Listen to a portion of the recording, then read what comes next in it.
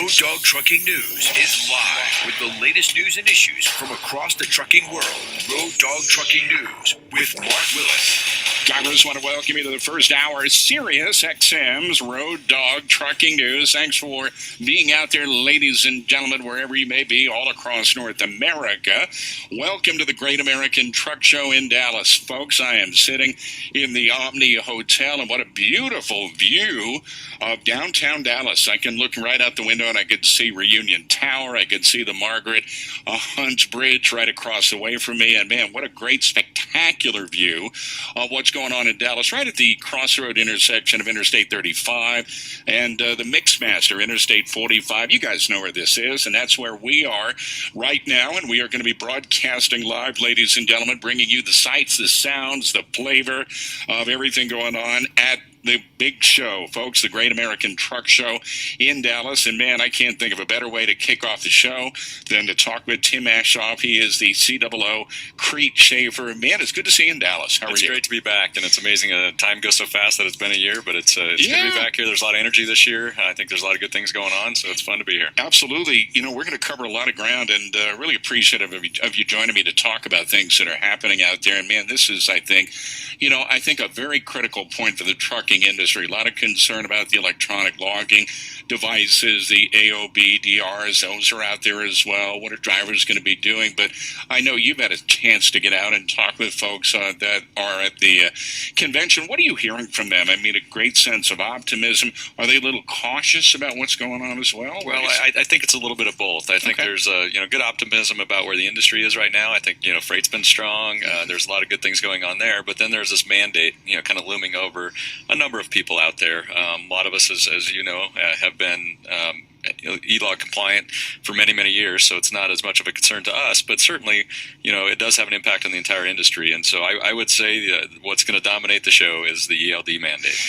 Some of the ELD talk that I've been hearing, and I wanted to get your thoughts on this. Some are saying that once this thing does kick in, coming up in December of this year, that there's going to be reduced freight capacity, maybe in the neighborhood of like 3 to maybe 5%. What do you think about that? Do you think that will trickle down? I do think there is going to be an immediate impact when it does come into play, and then how that will level off over time. I think that's the real question, because as we see when we adopted electronic logs, there was some adjustment that we needed to make as a company to adapt to that, to ensure we are matching up our drivers' available hours to the best loads that match that, to make them productive and get them back to that level of productivity they had before e-logs. And so we were able to do that, smooth that over time.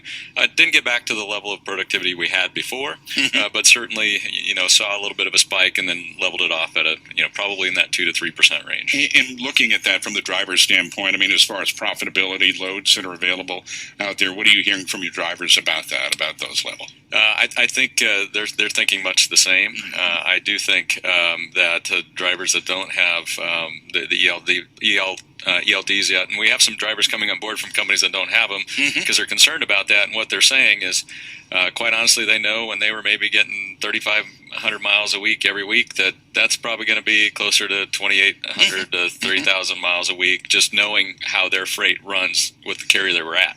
And that adjustments are going to need to be made onto that scheduling, otherwise they weren't going to get the miles. And so it's hard to make those adjustments with customers. Some of them can't be made. I hear a lot of people that are doing that.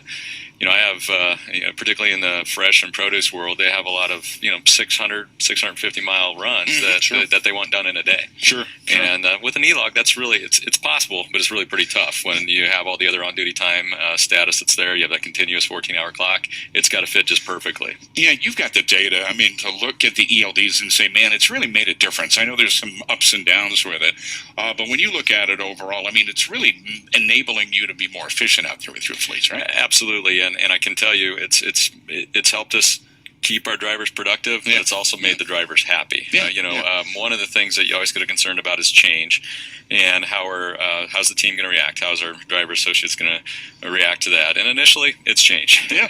But once they're moved from the paper and moved to the electronic logs, they see two things. They see that, look, it is a lot easier. They don't have to keep track of a logbook, or maybe more than one logbook for some people, and that they don't have to remember where they stopped, when they fueled, do all those things. It just is tracking as they go, and that just took a lot of burden off of them. But the second thing they could see then is, by the company seeing their hours, we could do, as I mentioned before, match them up with the best loads that match their hours. So they didn't have to adjust their clock like maybe they did in the past. We've adjusted our loads to them. I think one of the great things of what you've done before is that you've gone out and you've ridden with drivers. Sure. And, I know that they probably have given you a lot of great feedback about that.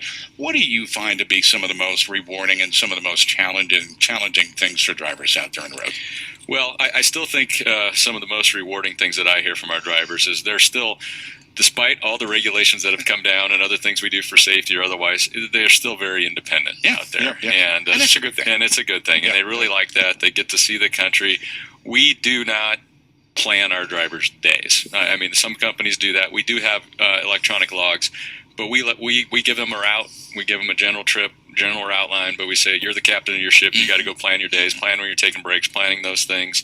If you want to stop going through Dallas and see the beautiful skyline for a while, as long as you can still make your delivery, you do that. Sure. So I still think there is, we kind of lose that because we talk about how everything's getting restricted. There is still that independence out there. And I that's what I find for most drivers still, is that's what they really like. Is that a hallmark of a successful company, is having folks that are independent like that? I think it is.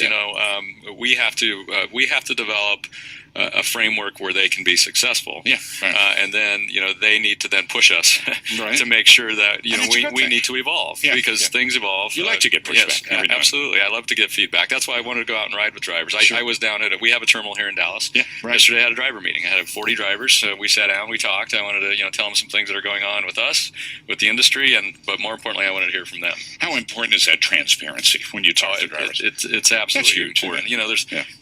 First of all, that's always been our philosophy. We have 7 principles, and one of them is say what you mean and mean what you say. Right. And so we're going to be transparent to our drivers and to our customers. We think that's so very important, and especially in this day where if you aren't transparent, if you aren't giving drivers all the information about your company or about the industry, and there's so many ways to find it. You need to be transparent. You need to deal with the situation. You need to get their feedback, and then you need to adapt your ways to make things work. What do you hear from drivers when they come up to you and say, "Okay, man, I'd like to get a penny more per mile, or I want to get more fuel bonuses and things like that"?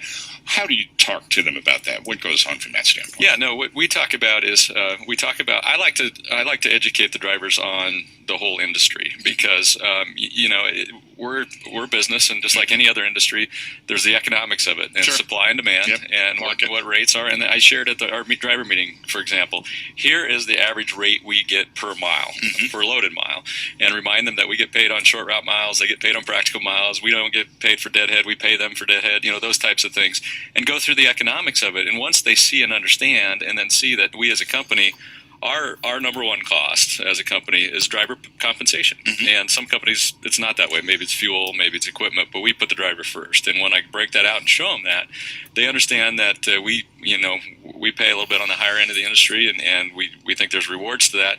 We show it to them, and again, that transparency, they see it, and they're like, okay, I get it. And we show them what we've done for pay increases over the last 4 or 5 years, where we've I think our pay, we've done pay increases of about 17% since 2014. So they see that transparency, and we try to give them a roadmap on where we're going in the future. And also too, we were talking about the ELDs and making sure that everybody's going to be compliant. And you look at what's got to be built from the internal infrastructure of the company. That involves bringing on new equipment, new software. Talk about that. That's not cheap in order to do that. It's not, particularly when you're doing it on a larger scale with a fleet like us. Yeah. And so the critical thing to that is, one, it never goes as fast as you think.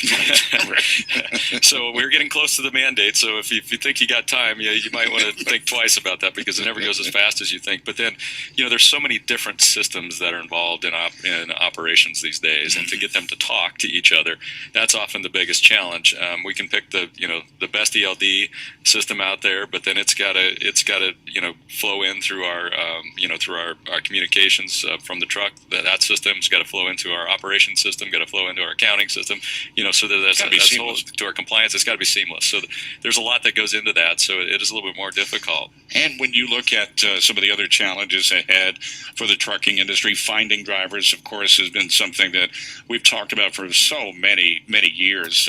Where are we as far as the industry is concerned? Is this going to be one of the biggest challenges going ahead for 2018 in your estimation? I do think it is. I mean, I think there's going to be even higher demand for more drivers out there. We're trying to adopt as an industry as a whole to make it a more attractive job. I still think, there's a lot of things we can do as far as lifestyle, and we're working on that. But one of the things that as an industry, we still have to, I think, come to grips with is that the overall driver pay needs to be higher as an industry. I think we've lagged behind some other industries. When you look at pay and you factor in over time, the cost of living that's happened in the country, inflation, those types of things, we've lagged behind. And so pushing that overall industry pay up is, I think, something that needs to happen and that we are going to see. And we made great strides. And we have. And like I said, in the last, since 2014, really, there's been good strides in that. And, we have to balance that, though, because, it's a business. And so we can't just go and say, look, guys, for our overall economy, we still need to be efficient. So we do need to find ways to also meet some of the other needs of drivers. And we've been doing that a lot in the last few months at Crete and Schaefer. You'd think about the multiple platforms that are involved in the communication process, with the drivers, with, say, vendors, the corporate structure and things like that. The shippers are also playing a very key role in this. They've got to make sure that they're meeting the requirements, that they recognize the ELDs have got to be part of their landscape, their dialogue, if you will. Are many of them recognizing the fact that this ELD mandate is coming? Are you seeing more of the shippers or the consignees saying, we are going to try to get you in and out as quickly as possible? Yeah, I think there was a split. I think there was about half the shippers that really did see it. Okay. They worked to be what, they like to say is the shipper of choice. Okay. For drivers, for carriers. And we've done a lot of work with them on scheduling, on doing, we've increased the percentage of our loads that are drop and hook in the last 2 years. We've increased working with shippers to do that, to keep the drivers moving. And then there's others that are saying, well, I don't know if the ELD mandate's ever going to really happen. I think it's overblown. It kind of does, but now those shippers are even kind of changing their tone. They're like, this is happening. Right. We are hearing from our carriers that don't have ELDs that they're scared that something's got to change. It's going to have to impact their schedules. So I think they were thinking there's still going to be a core group out there that we're going to have to change. Well, and based on that, with the mandate coming down the pike and the fact that, so many shippers are on board, some are not, ultimately it's going to trickle down to the drivers. And by roadside, what do you think is going to happen? Do you think come the day, December the 18th, that once somebody, say, is pulled over, do you think law enforcement roadside will say, well, we'll give you a break, or there's a grace period? Or do you think it's going to be, man, a drop-dead date, we got to go with it, and here's what you're going to run up? Well, from some of the information that I've seen from the FMCSA's listening sessions, I know that they know that that's a challenge. In fact, they're going to be talking here at 2 o'clock at GATS that I want to go and listen for some of that, too. But what I've heard is that as with any new regulation, when it becomes into effect, there's a little bit of a learning curve. So what I've heard is that, that people have asked about, is there going to be soft enforcement? From what I've heard so far is that there's not going to be soft enforcement in the fact that the LDs are required. It's okay, so what are they going to do if a driver doesn't have one? And I think the way, as I understand it, technically a driver's to be put out of service. Well, it's hard to put a driver out of service forever if they can't, do that. So I think they're talking about putting him out for a period of time and then allowing them, to go down the road and, and certainly then need to go get an ELD and show compliance. But I think they're still working through a lot of that. We worked a lot with our state administrator in Nebraska for the FMCSA to help provide education for their team on how an ELD works, how that looks, how it feels, as for their enforcement officers, because the enforcement agencies don't have ELDs. They're not in the business of trucking. So I do think they've done a lot in the last 2 years to educate the compliance team to have the knowledge out there. So I think they'll be ready for enforcement. Now, what level, I think, is the real question. Well, and I think also, too, this speaks volumes of your organization, is the fact you're on board. You've had a history of these things. You know what to expect. And you got the data there where you can say, okay, if there's any adjustments, we can adjust quickly to meet those changing needs? Is this going to be is this something where it's going to be constantly an evolving topic, in other words, or it's something that's always going to change? Well, I hope not. I hope at some point it gets It stable. It stops. It gets stable because, we need to continue to evolve. I agree with that. We need to evolve in a lot of areas, but there's also some business plans that need to be made. Drivers want to, owner operators need to know what can I expect in my next year for miles I'm going to average. And if I don't know what I'm going to do, I don't expect, what rates do I need to have to cover my costs, those types of things. So I do hope that, in short order, maybe hopefully within 6 months or so, it levels off, and we have clear expectations of what compliance is going to mean, what the rule, really is in practice, so we can, have those expectations. I got a break for a few minutes. Drivers, if you want to jump in real quick, I've got Tim Aschoff. He is the COO with Crete and Schaefer. He's right here in Dallas with me, and we are up in the Omni Hotel looking at the beautiful skyline of downtown Dallas, and I'm going to be wandering the floors, and we'll certainly be talking with drivers out there and getting your feedback about different things that are going on out there. And if you want to jump in real quick, just give us a ring at 888-876-2336. Let me update what's going on with the weather right now on Sirius XM. Up to the minute news, live on the trucking industry. It's Road Dog Trucking News with Mark Willis. Drivers hate coast to coast and border to border in Canada. Let me give you the phone number to call into the program. It is 888-876-2336. And yep, we are taking calls live from the Great American Trucking Show in Dallas. And man, what a real treat. For me, I live in the Dallas area, and I normally don't come into the Omni Hotel. Normally I just drive right on by and, just kind of take it for granted that, hey, there's a Dallas skyline. But, from this vantage point, it is really something to see.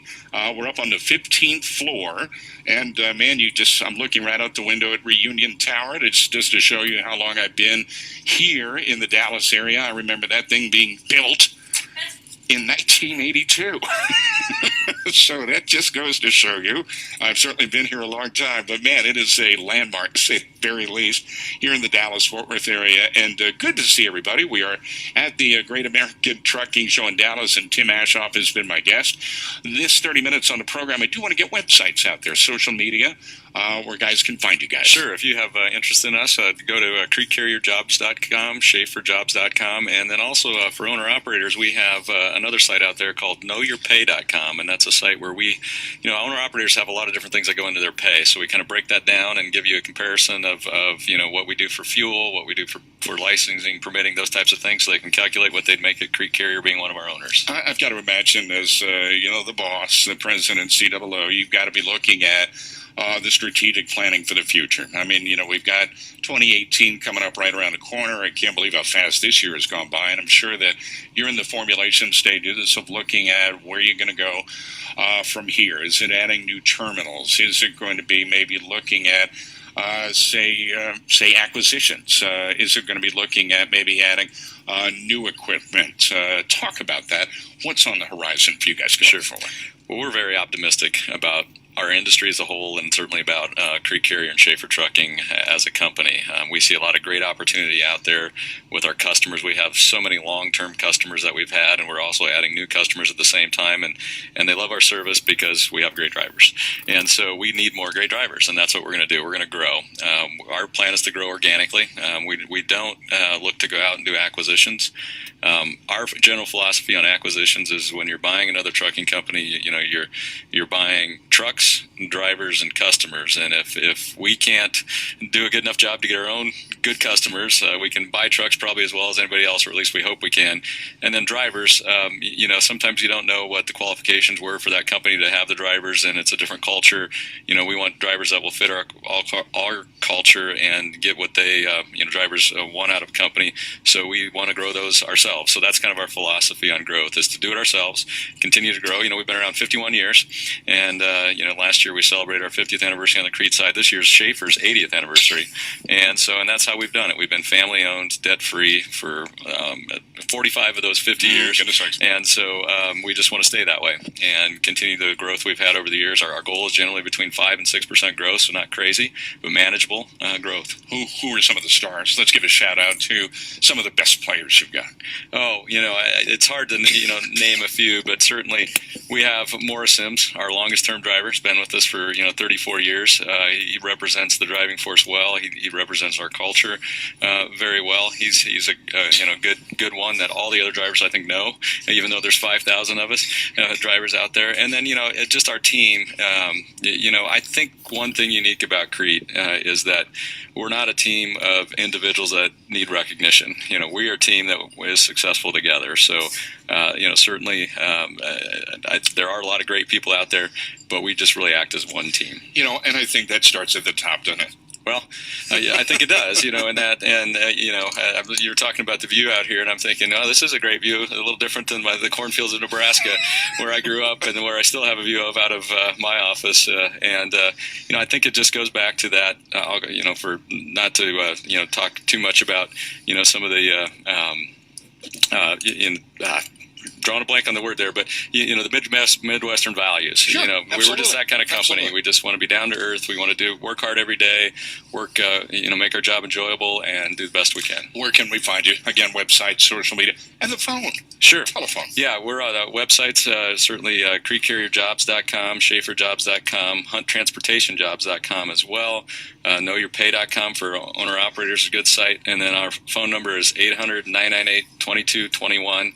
And, of course, we're on Facebook and Twitter. Follow us there as well. Outstanding. Thank you, man. It's good to see you again. And drivers, again, that is Tim Aschoff. He is the COO of Crete and Schaefer. It's good to see him. And, man, we'll talk again. I'm looking forward to being on this panel coming up. And, again, I want to mention the booth number where you guys are going to be. Yeah, we're here. We have two booths here. We're at 29028 for company drivers. We have a recruiting booth there. And then for owner-operators, we have one of the trucks we have for sale here, a 2014 Cascadia in great condition. And we got the sale terms there and people that could help you with that. And that's at booth 38024. Outstanding. Good to see you. All right. We'll do it again. Thank you very Drivers, much. again, that is Tim Aschoff.